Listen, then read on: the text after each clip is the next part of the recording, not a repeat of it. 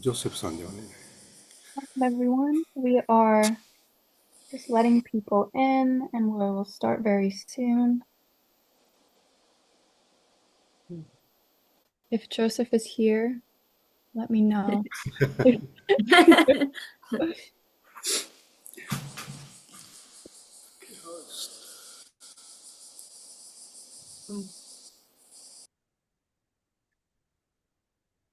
All right, welcome everyone. Let's get started.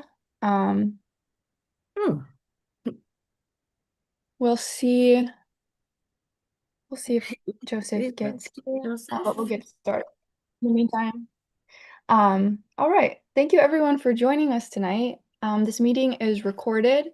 Please keep yourself on mute during the presentation, but feel free to introduce yourself in the chat and put any questions you have in the chat as well.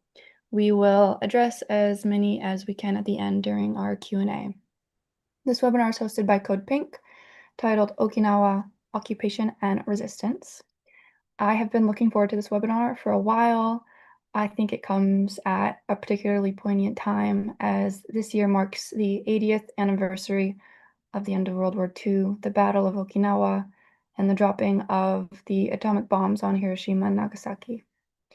Since then, over 8 decades now, the US military has maintained a massive presence in Okinawa, occupying land, polluting the environment, abusing the people, and endangering local communities. There are over 30 military bases on the island, which occupy about 25% of the total land.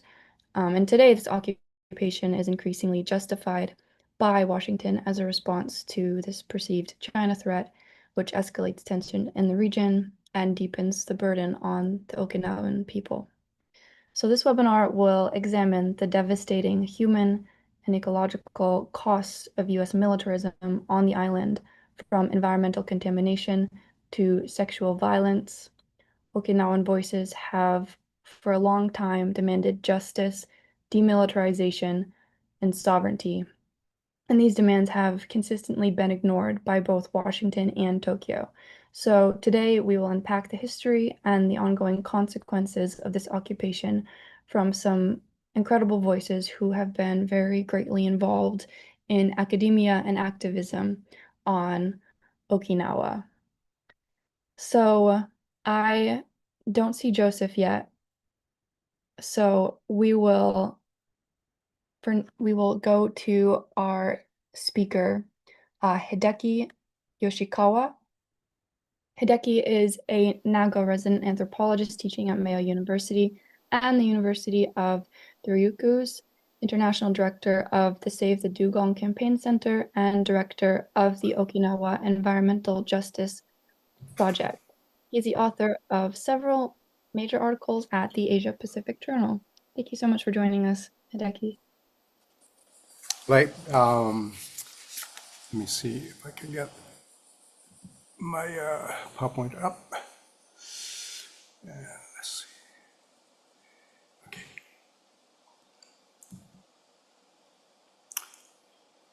Okay, I hope it works. Right.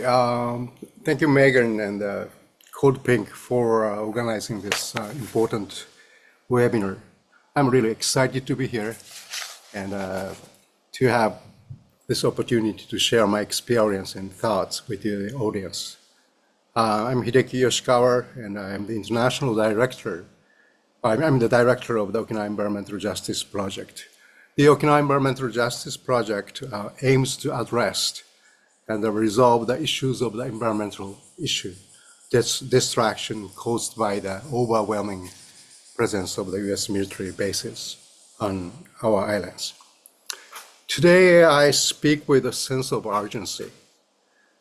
And as you all are concerned and alarmed, we have watched the genocide in Gaza and the war in Ukraine and the military violence in many parts of the world. And in East Asia, that's where we live, that's where Okinawa is located, there is a growing sense that this region is heading towards war.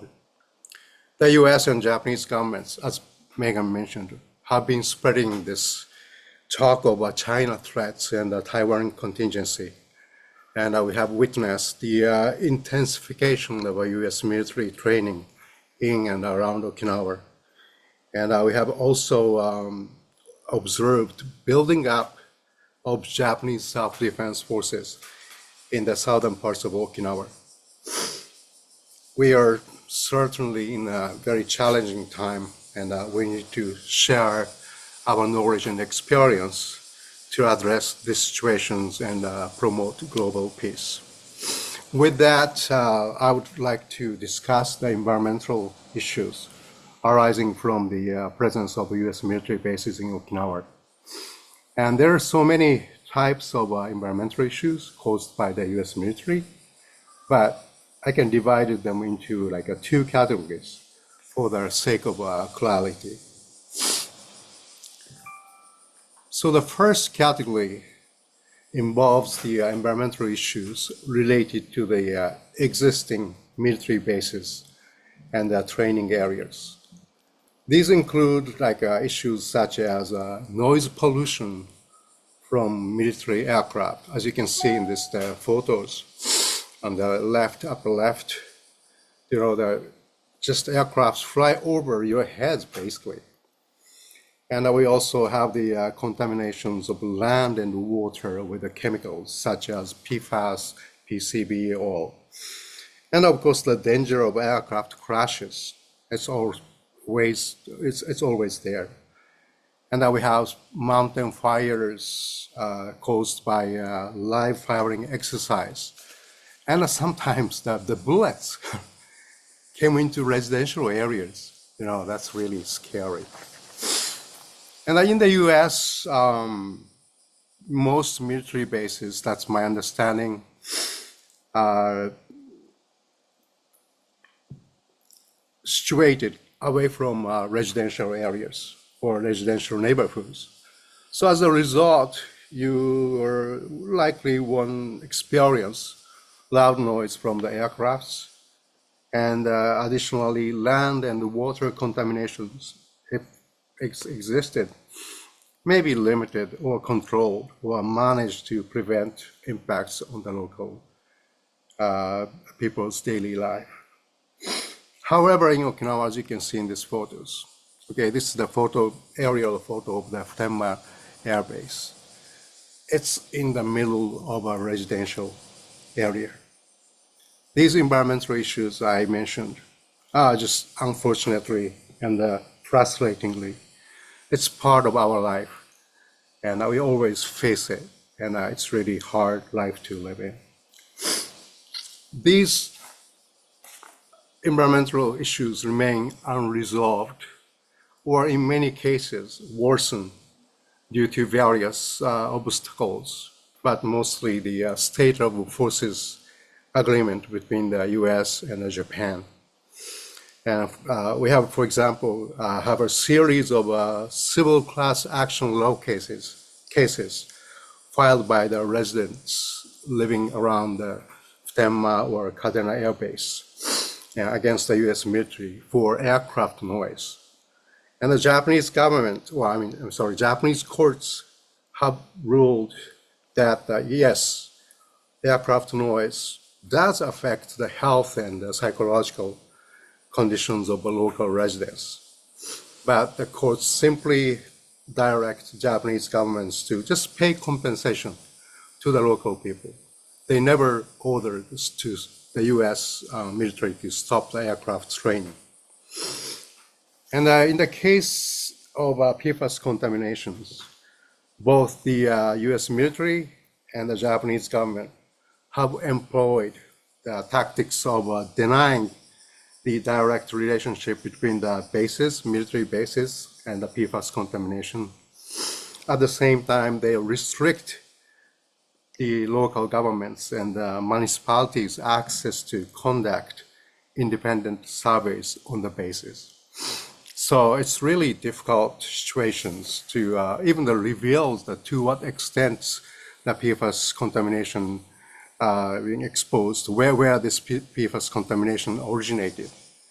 So now, Oh, here's another photos of Futenma Air Station. As you can see in the forefront, we have a residential building. Just behind it, you have the ospreys ready to fly. The other category of environmental issues involves the construction of the destruction of the natural environment.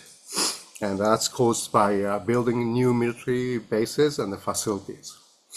Specifically, this construction of a new air base at the Henoko-Ora Bay. And this area is considered as one of the most biologically diverse areas in Okinawa and Japan, probably in the world. And additionally, the issues include the development of or building of landing zones for military aircrafts in what they call the northern training area that's located in the northern part of Okinawa Islands. The problem with this landing zone and also the military training taking place within the northern training area is like this particular area is just sitting just right next to the UNESCO's World Natural Heritage Site. So it's very, very bizarre situation. And it should be noted that the base construction at Henoko-Ura Bay, this is being carried out as a replacement facility for Futenma Air Station that I talked about, which is sitting in the middle of Okinawan City. And the Japanese and the US government agree that this Futenma Air Station is dangerous, too dangerous, so it has to be closed. And they came up with this idea of building the replacement facility within Okinawa. It's really, really frustrating. Also, the US government and the Japanese government decided they will close the landing zones formerly located in the northern training area. And when the half of the northern training area was returned, and the returned area included the landing zone, so the US military and the Japanese government decided to build new landing zones. And I want to emphasize this destruction of the natural environment for new military facilities has been carried out with the Japanese government's very flawed scientific studies, just pseudo-scientific studies, I would say. For the Henoko and the helipads constructions, the Japanese government conducted environmental impact assessment. They've concluded there will be no impacts from the construction of the base and from the helipads. And of course, we witness the damage has been taking place, but even the Japanese government's monitoring studies, they will say, oh, there's no direct connection between the construction and the damage is actually taking place in Henoko or the Yambaru forest. Now, I would like to just briefly discuss the local resistance to the environmental issues caused by the US military and the Japanese government.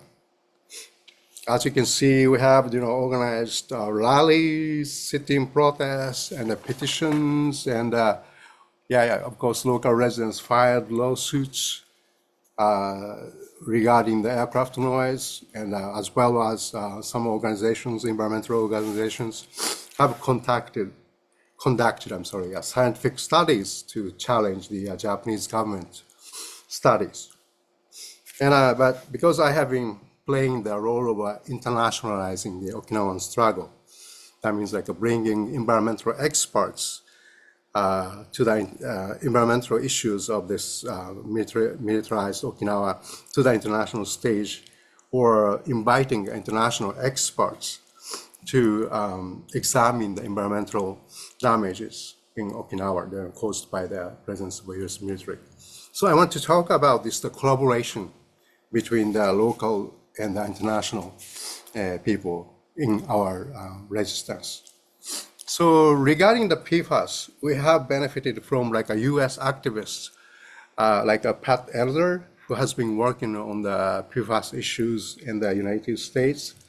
He and his team have visited Okinawa, collect samples from the rivers, like wells around the base, and given talks and given the lectures. We have also benefited from the journalist, John Mitchells, who has been investigating many military issues, base-related issues in Okinawa. And he has shown the Okinawan people and the Japanese people how to use the US Freedom of Information Act to gather information. So that's a very empowering experience. And in the last, I would say, like 5 years, the local residents and the Okinawa prefecture governments have engaged with the United Nations.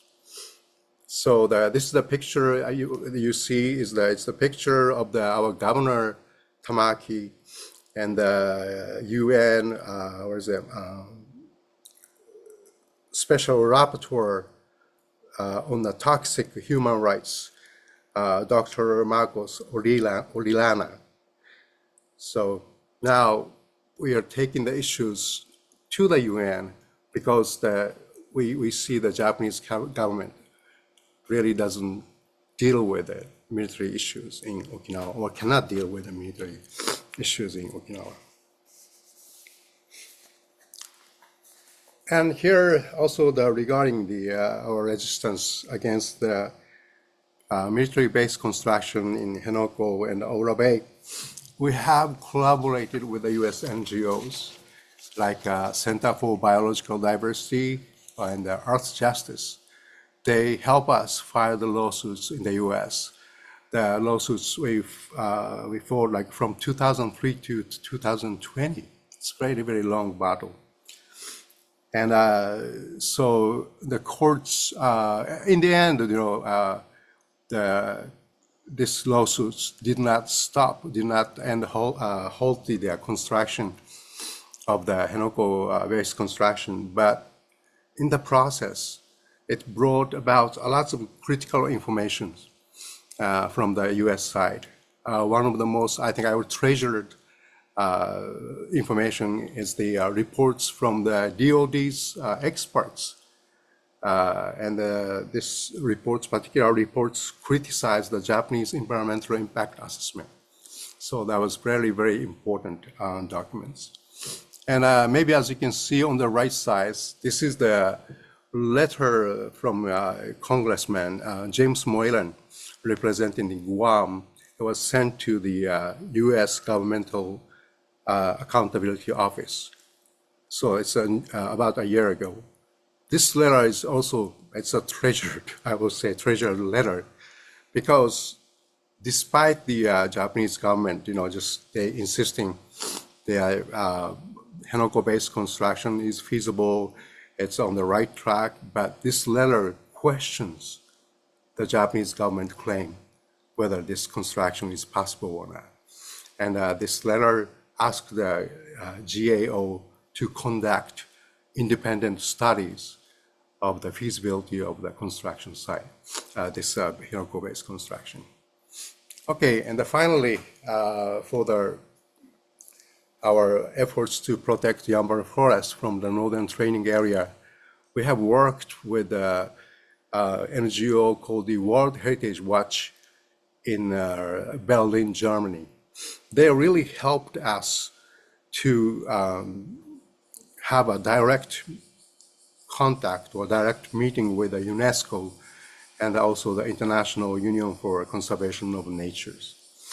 So we are able to put the pressure on the Japanese government, maybe not too much on the US government side, but to the Japanese governments to address the issues of the military trainings and also the presence of a northern training area just right next to the World Heritage Site.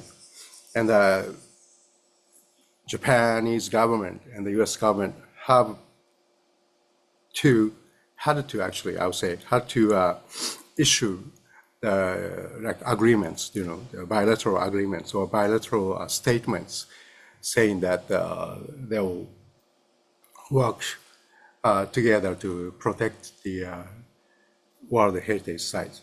Although these statements have not turned into the actual progress in terms of protecting the environment or stopping the training in the northern training area, but it's still we are in the right direction. So that's it, my for presentation, and appreciate. Thank you for listening.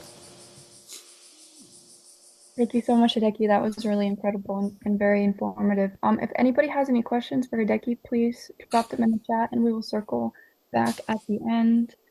I think I saw Joseph hop on, so I'll introduce our second speaker.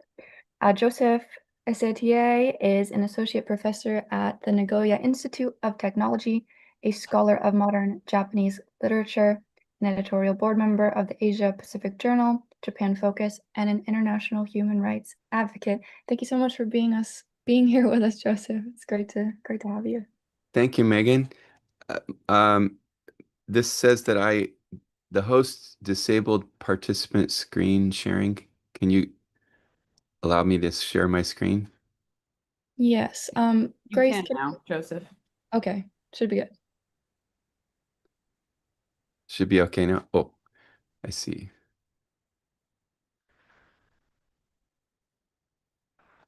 Okay.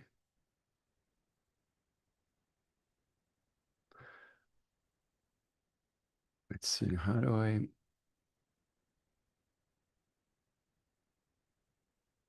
Okay, here's a map of Okinawa. Can you all see that? Okay. So first, a little bit about who I am, where I'm coming from. I am the coordinator of the Japan chapter of World Beyond War. Oh, and I'm sorry, by the way, for being late. um, and World Beyond War is a peace organization established in the United States. I'm a scholar of modern Japanese literature, working at a university in Nagoya, Japan. An editor of the Asia Pacific Journal, Japan Focus, and a member of the Okinawa Interest Group, of which Hideki is also a member. We are just a small group of experts who really care about the injustices that Okinawans face, especially what's the injustices caused by the presence of U.S. bases. And what I know about Okinawa, where have I learned about Okinawa? Number one, speeches that I have heard at street protests in Nagoya against the Henoko and Takai bases that have been built by the Japanese government for the U.S. military. The Takai base is almost completed, or is completed, and the Henoko base is largely completed, but the struggle continues. Then I took two trips in Okinawa, one in 2016 and one in February 2019. And places like Wikipedia and Japanese television, I've got a lot of information from there, even though I know it's biased. And Japanese sociolinguists, because I have done some research on the history of language reform in Japan. And um, And the issue of Okinawans being forced to learn Japanese is something that comes up once in a while in that research. And sociolinguists have talked about various issues relating to how Okinawans write their language. And I'm interested in the Romanization movement. That's another story. But the language of the island of Okinawa, called Uchinaguchi, has been declared a severely endangered language by UNESCO. So that's a typical result of colonialism. Now, I saw this peace poll when I first got to Okinawa, and this is This is the Nuchidu Takara Museum. Nuchidu Takara means life is a treasure, and it's often said by people in the movement here in Nagoya too. We've learned, people are learning from Okinawans. And um, this is the most unforgettable war and peace museum that I have ever seen. Um, this is from the island of Iejima, which you can see up here. It's just very close to the island of Okinawa. But they saw some of the fiercest fighting in the war. Um, Here's a picture of the inside. And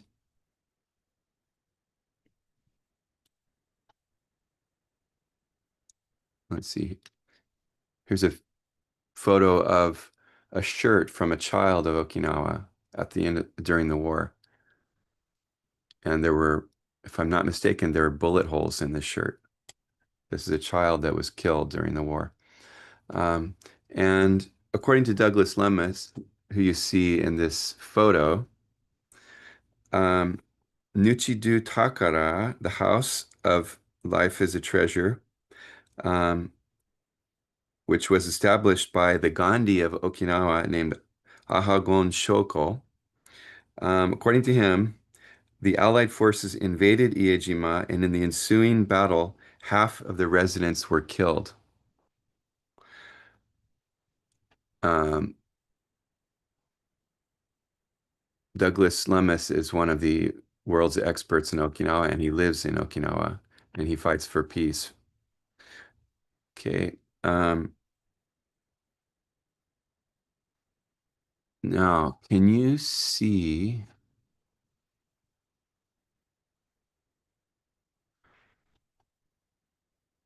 Can you see this? The video? Okay. I don't see a video. This is it. You don't see it? I see a photo. Oh, sorry. Just a moment. Okay, let's stop the share for a second and I'll share a different screen.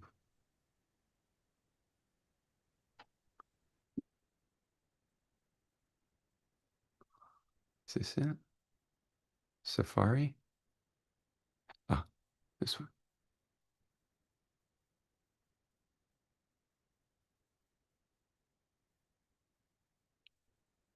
Okay. Can you hear the sound too?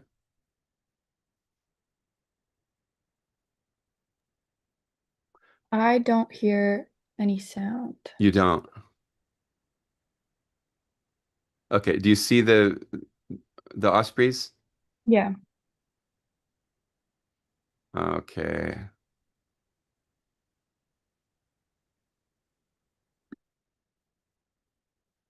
Let's see.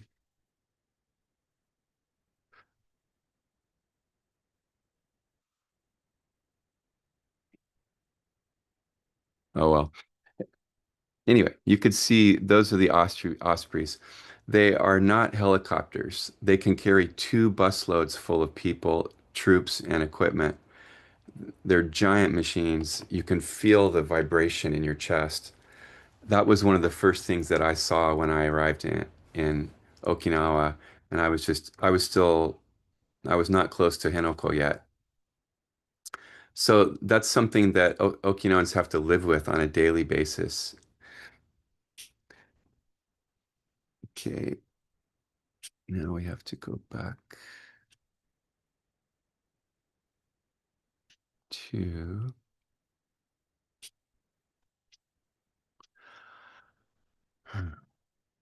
sorry. No worries. I think it's probably, yeah, if you stop screen sharing and then you do it again. Okay.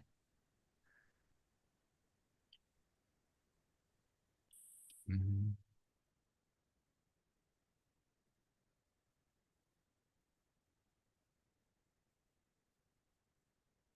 no. Ah, yeah. No. Where'd it go? We see your presentation. Okay, you see it? Yep. You see the yellow sign? Yep. Okay. S- Um, so here are some of the delicious foods of Okinawa, which you can learn about. I had a great time enjoying the foods there. Um, and who are the Okinawans? Okinawa has always been the islands of Okinawa. I'm talking about the whole Ryukyu island chain. They have been visited by uh, and and people have lived there from um, Taiwan, uh, from the north, Japanese peoples have come to Okinawa, and people from Korea have come there. This is the last king of the Ryukyu kingdom. So Ryukyu was a kingdom until the 19th century. Here's a boat. So it shows the sophistication, how they were excellent sailors and they were trading. They even made ships uh, that could be propelled with oars or with sails. Okay, so back to um, the um, yeah, the shock of just when I arrived in Okinawa. Immediately, there's so many things that shocked me. Um, First, people in the train. I saw people in the train, and the way that the expressions on their faces were different. I felt immediately that I was a colonizer. Um, and the sounds, riding the bus to Okinawa and seeing the ospreys flying over, and then hearing machine gun fire, pop, pop, pop, pop, pop, pop, pop, and the heavy and this as you get closer to the when you get close to the ospreys, um, the way that the air you feel the vibrations. These are heavy, dangerous machines, and the fact that Okinawans have to live with this constant noise, this constant, this feeling that they're on the battlefield was really a shock for me. Um, their nature is contaminated with dangerous chemicals like PFAS flowing out from U.S. bases. They have up in the northern part of Okinawa, there are helipads, so-called helipads, but they're not. These are not for helicopters. They're for those giant ospreys, and even jet fighters will someday be able to land there. I've read. Um, I met wonderful people there. Peace People who are so dedicated to peace every day. I don't know how while they're holding down a full-time job, there are people who are more dedicated to peace than I've ever seen before. And I've been in the peace movement for over 2 decades. This is in front of Henoko, people being dragged away. This is actually a friend of mine here in Nagoya. Um, but they don't give up. They're out there all the time. Literally, they have a permanent camp across the street from the gate to Camp Schwab.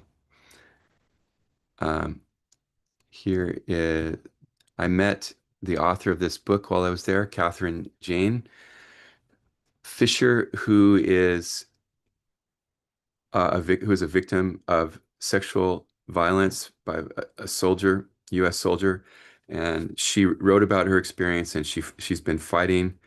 And although there has not been enough recognition, she has broken into the media to an extent. Here's Yamashiro Hiroji, who's one of the main activists maybe your audience is familiar with. And this is a photo I took out on the ocean. People amazingly brave, many of them women on these boats fighting, resisting, making life difficult, making the job of building this base not easy. And okay, can I talk a little bit about discrimination, or is my time up?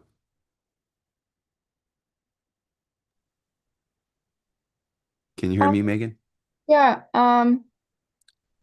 If you want to talk for a few more minutes, we should have some Okay.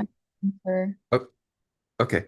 Um, just one example of how Okinawans are discriminated against. In September of 2018, Okinawans elected Deni Tamaki as governor of Okinawa Prefecture. Okinawan opponents of the new Henoko-based construction at Camp Schwab saw him as an ally who would respect the will of the people. Building on that success of putting him in office, such base opponents subsequently maintained their campaign and achieved other notable victories. For example, 72% of the Okinawans who participated in the citizen-initiated referendum in February 2019 voted against the plan to relocate U.S. Marine Corps Air Station Futenma to Henoko. They then achieved success in the by-election of April 2019 when Yara Tomohiro, the candidate backed by Governor Tamaki, won, and also in the July 2019 election when Takara Tetsumi won a seat in the upper house. Uh,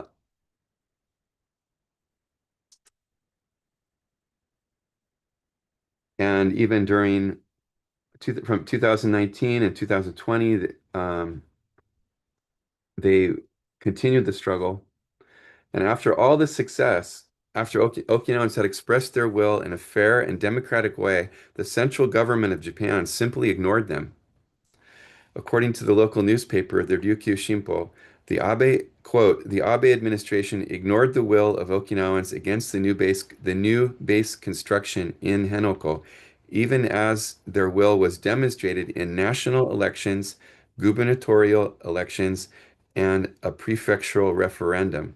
Abe's administration will surely go down in history as one that had no qualms making a farce of democracy and forcing the burden of U.S. bases onto a minority of citizens.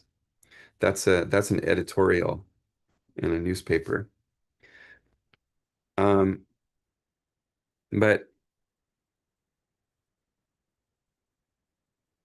I guess I'll just summarize by saying that you feel the discrimination, you see the discrimination in so many ways, and the U.S. government is taking advantage of that. And you really feel, as an American visiting Okinawa, especially any of you who are lovers of peace, when you go there, you will feel, yes, I am a colonizer. You really feel that. I am a member of an empire, and it's very sad to see. But the movement is still alive, and as long as there's other people, no, even if I'm the only one, I think I'm going to keep on fighting. And the Okinawans are very inspiring. They have made it very expensive. They have slowed down these construction projects. Um, so I hope that you will help us to inform Americans and other people about what our military is doing. Thank you. Thank you so much, Joseph. I am very excited to introduce our third and final speaker, Kumiko Miyagi. She is a professor of emeritus at Okinawa University. She specializes in modern Japanese literature, gender studies, and cross-cultural understanding. She has been active in the gender empowerment movement and peace movement in Okinawa. She earned her MA in comparative literature from Tokyo University and Brown University, where she later served as a visiting lecturer from 1992 to 94. After teaching at Mayo University in Okinawa, she became an associate professor at Okinawa University in 2004. Thank you so much for joining us. Okay. Can I? Hello, everybody. Thank you for giving me the opportunity to be with you. I'm a professor at Okinawa University. My research areas are modern Japanese and Okinawan literature. Okinawan literature might cause some kind of discussion later, but we don't have much time. And the gender issues in general or gender issues depicted in the literary works. And then, yeah, and I am also one of the representatives of a local NGO called Empowerment Lab Okinawa and an activist against military presence in Okinawa. Within a very limited time, I'm focusing on one, Okinawan women's modern struggle. I mean, after the Meiji era, under continuing patriarchal social system and under the forcible annexation into the modern Japanese nation state after 1879 to pre-war period. Secondly, the time of the U.S. military occupation and reversion to Japan, I mean, from 1945 to 1972. And thirdly, the post-reversion and then further the post-1995 protest era. I'll mention later. And I would like to talk about, if time allows, some literary characteristics as strong tool to be able to delineate conflicting gender problems and sexual violence.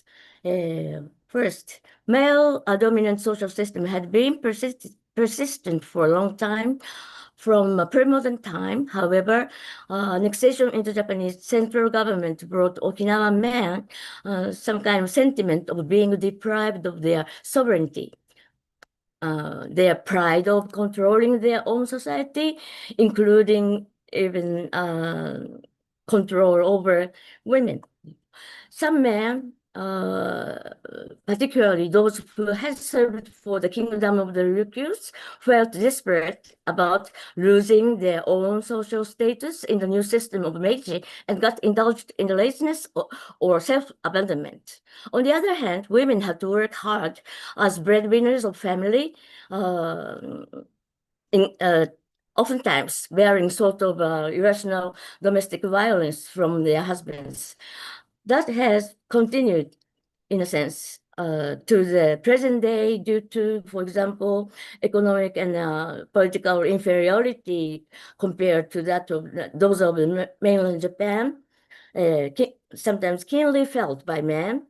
It forced them the denial of Ryukyuan culture, including Ryukyu's own language, and traditional practices that have been sometimes led to men's alcoholism, neglect of householding effort that has become the heavy burden to women.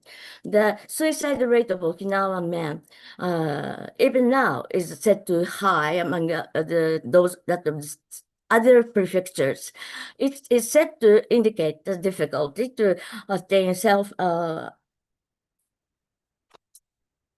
actualization as a man, and it still has also cast some shadows on women in Okinawa.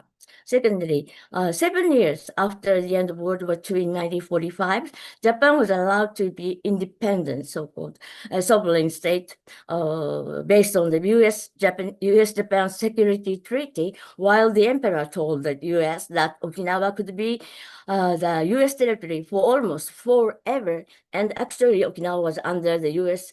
occupation until reversion in 1972.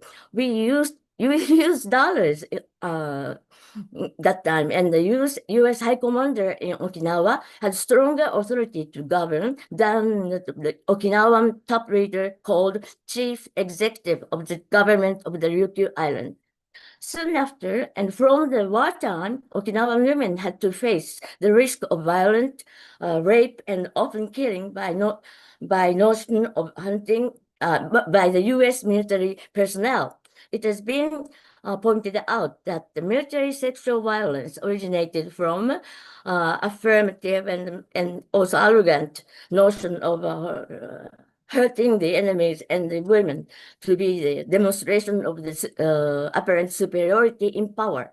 The victims of such sexual and fatal violence occurred from babies, 5-year-old girls, to young and old women. Patriarchy banned however, the patriarchy banned the victims to raise their voices since being raped was considered to be a shame to family and community. And especially during the Vietnam War, Okinawa became the key base to attack, bomb, and accept returning soldiers from Vietnam. Soldiers, sexual violence, leading sometimes to the harsh killing of Okinawan women, became very escalated. But under the SOFA, as Yoshikawa said, so status of forces agreement that hasn't been changed at all from 1960s, actually functioning as a more dominant law than Japanese constitution itself. Such criminals haven't been arrested legally according to Japanese criminal law, only judged at the US military court and released after much shorter imprisonment term than that under the US civil court system. The similar situation still continues. Then, in September 1995, a 12-year-old Okinawan schoolgirl was raped by 3 US military personnel, and she courageously raised her voice instead of remaining silent. That was just when as many of 50 Okinawan activist women joined and returned from the 4th UN World Conference on Women held in Beijing. The participants heard the horrible news at Naha Airport. Despite their elevated confidence, gained the international bond with many women from the world in the conference, and some burst into tears then. They soon organized Okinawa Women Act Against Military Violence and a rally of Okinawa women, children, and islanders against military violence. They conducted the sit-in protest, peace carriers to the US, published document entitled Post-War US Military Crimes Against Women in Okinawa, which has been continuing to be published to its 13th version up until now. And they changed their activity. They enlarged the activity to unite the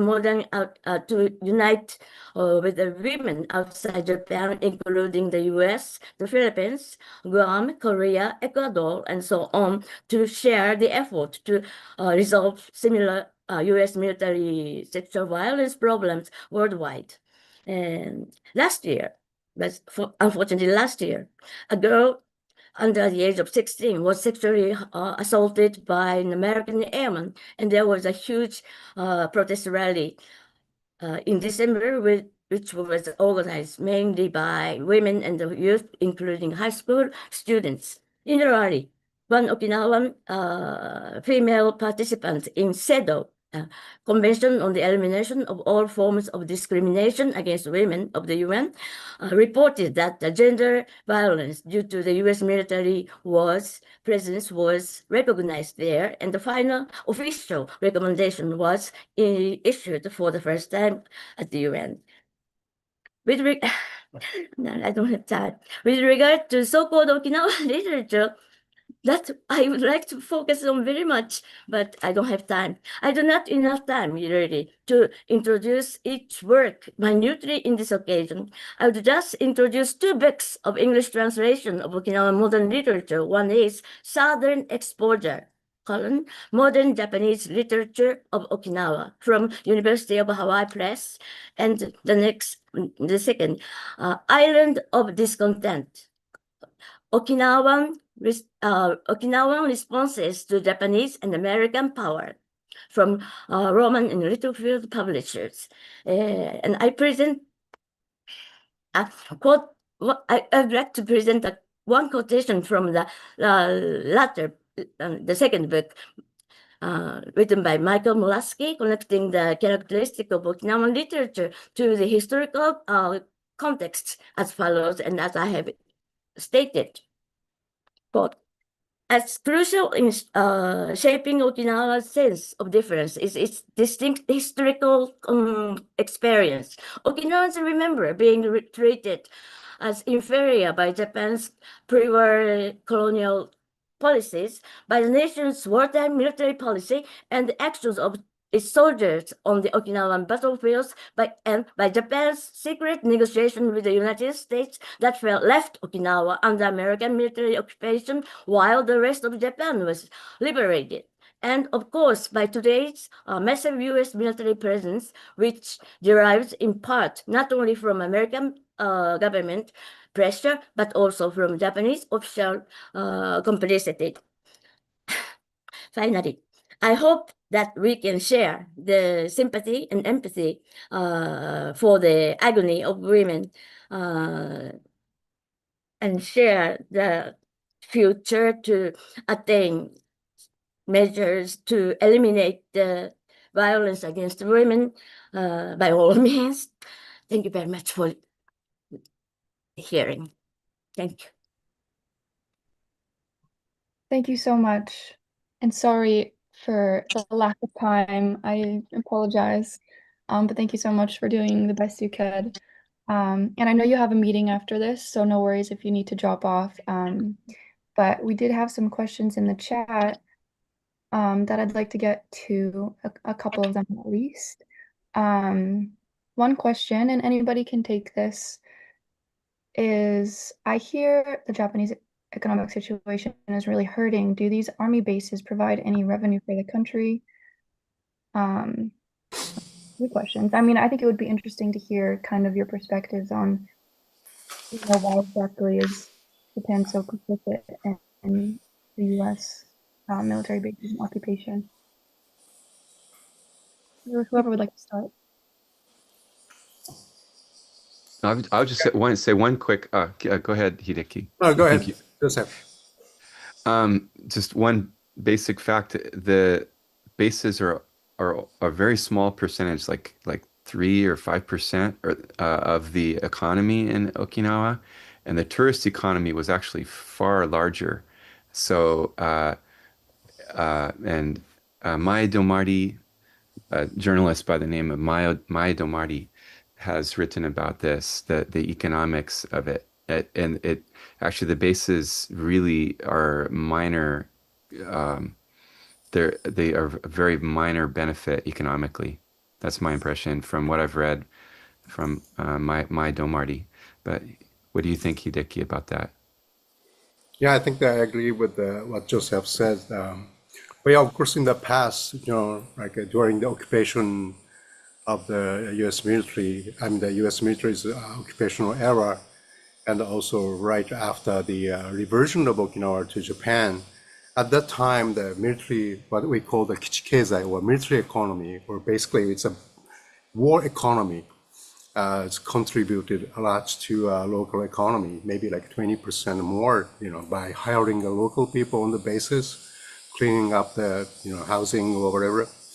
But right now, the amount of money, presence of U.S. military bring in to the local communities, not much. Yeah, as you said, maybe 5% or so.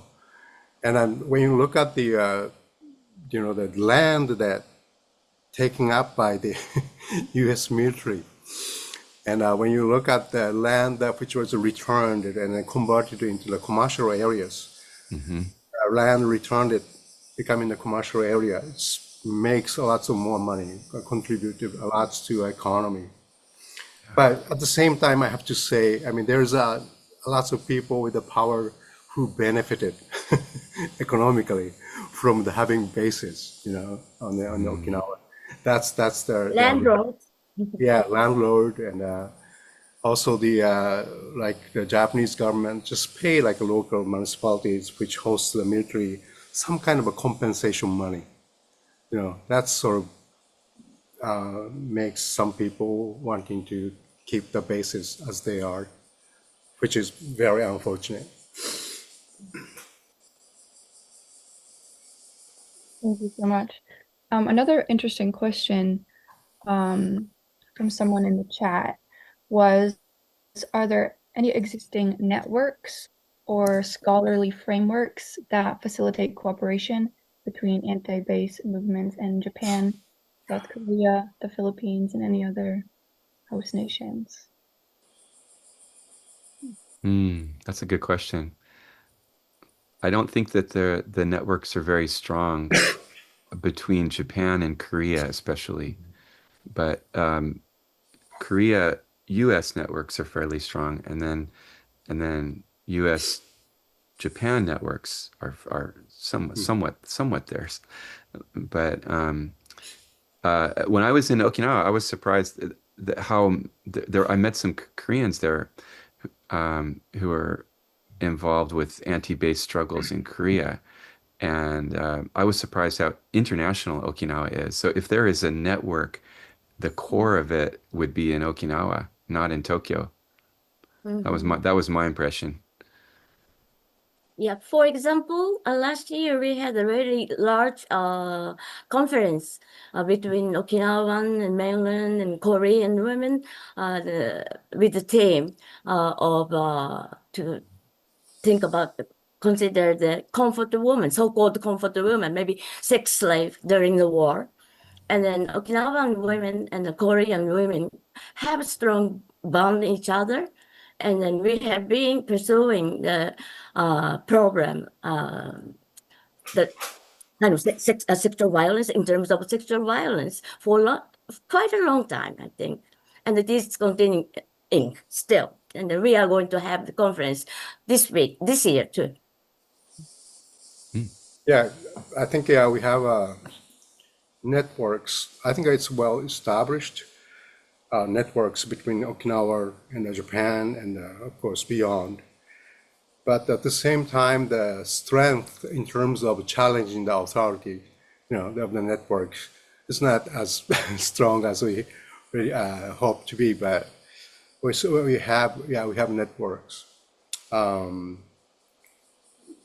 And then let's see, what's I'm trying to say? Yeah, and I worked. I've been working with U.S. Counterparts, NGOs, peace movements, environmental movements, also labor movements. Actually, they've been really helping us, lobbying the Congress and the U.S. government. They are pretty good at like a lobbying, in the U.S. side. So, but at the same time, I think I forget to mention during my talk, I'm looking at the situations in the U.S. That's where the now you have a Trump administrations attacking like NGOs, small organizations, environmental, like a legal system, protection laws and the systems.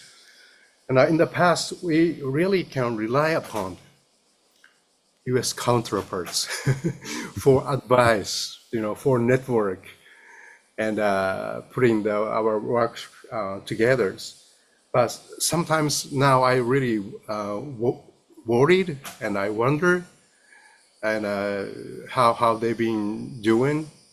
Maybe that's something that's maybe Megan you can talk about or on the U.S. side, how this in this very difficult situation with the Trump administration and also the all the wars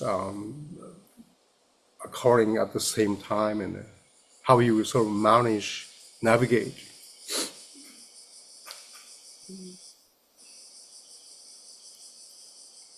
Yeah, that's a huge obstacle. The lawlessness, just total, absolute, out of control lawlessness of the U.S. government. It's putting us in a new situation, isn't it? Yeah, thank you. And I think KJ just put a question in the chat that I think would be really interesting to hear your thoughts on. He wrote, Okinawa is being weaponized for war with China. Dual-use nuclear-capable offensive missiles such as Tomahawks are being placed in the easternmost islands closest to Taiwan. Are the local activists who come from a variety of backgrounds aware of the extraordinary escalation to war that is being prepared and the extraordinary risk that entails? Yeah, definitely aware of it. People are talking about it in Nagoya too, and the anti-base struggles here. How about in Okinawa? Yeah, we have like still we have a people going to visiting those small southern islands. That's where the missile systems have been deployed by the Japanese self-defense forces. They were there to protesting. And also, I'm really worried about this particular constructions of the ammunition storage depot at Henoko. They're building new one, actually replacing new one. And according to some expert, the structure of this particular storage depot is very similar to the ones that can store nuclear warheads. So it's really scary time. Kimiko, do you have to go? If you do, Not so tight. It's okay. Yeah, okay. I can, hear. Okay, because I think Kimiko's voice is one that we don't hear from very often. That kind of about the sexual violence Oh, really? and patriarchy. I think in the movement we don't hear, at least the circles I'm involved in, we don't hear critiques of patriarchy Mm. and how patriarchy contributes to militarism. I don't think we hear very much about that. Are there any questions related to that? Because I think I just, Kimiko's voice. uh, sorry for that if you have the difficulty in hearing me. Um, but generally, it's understandable. No, I mean your voice is very rare in the movement, but yeah, we can hear you just fine. The Mm. sound is fine. Mm. Yeah, I think Joseph was just asking your opinion on how patriarchal Reality. frameworks contribute to U.S. militarism and just your thoughts on that general concept. Yeah, it is mixed with the kind of colonialism and then male dominant way of thinking. And it is really complicated and mixed with a lot of traditional uh, way of old thinking, which still it exists, including, for example, the women cannot inherit the family 財産はなんだ family Property? asset or Uh-huh. property, yeah, or whatever. It depends on the Hmm. areas or even in the mainland Okinawa, but the leftover of the patriarchy is everywhere, I think, in a sense. And then Hmm. it allows sometimes the domestic violence Hmm. when the husbands or partners are really frustrated or troubled. It is natural Hmm. to use the violence, and the women should endure that. Mm. Which I hate, but, but anyway, Mm. it's Yeah, thank you difficult. so much. Hmm. And it's It's part of the difficult move. to solve all, at the Hmm. time. Yeah, Oh, sorry. no, I just want to agree with that. I really think that, the occupation, invasion of land is really, you can't really separate it from the occupation and assault of local women, and where you find U.S. colonization, you find sexual assault and rape of local women, and it's really tied together, and to deal with one is really to deal with both. And thank you for your thoughts on that matter. I know we're running out Yeah. of time. I think as one final question, I'm just interested, because I hear so much from all of you about the perseverance of the Okinawan people, and I find it very inspiring. And so I'm interested in hearing about your personal experience being involved in activism and really what you think other resistant movements can learn and take from the Okinawan people that could be beneficial to other causes. Mm. Mm. Good question. Like one thing that Douglas Lummis has emphasized before about what he sees there in Okinawa is how they they are nonviolent. The way the protesters are totally nonviolent, and they're so nonviolent that the police have relaxed, and the police they've developed a relationship with the police. Even though a lot of these police are coming from other prefectures, many of them they're not local police, but there's a kind of trust that is built up between the police and the protesters because they're totally nonviolent, and yet they also don't give up and they don't cooperate. They make things difficult. They make life difficult for the police. That's one thing I've heard before.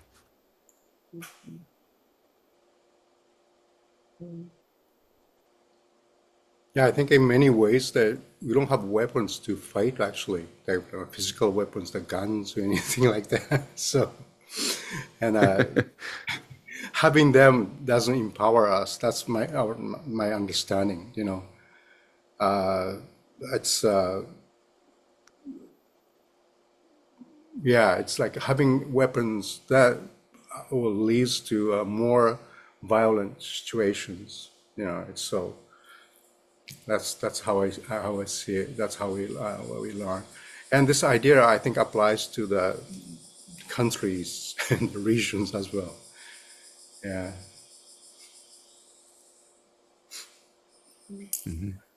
Great, thank you so much. I just thank you so much for being here tonight. I think I see lots of thank yous and positive feedback in the comments for all of you. So I know everyone really enjoyed this presentation, and I will be posting it to YouTube tomorrow, so it will be available for anybody who would like to share it or who wasn't here for all of it that would like to watch the whole thing. Yeah, thank you to our speakers from joining us all the way from Japan and being up so early in the morning for us to get to talk to you. And thank you to the audience for joining us tonight as well. Thank you. Thank you, Megan and Code Pink. Thank you, Megan. Hoping. Thank you.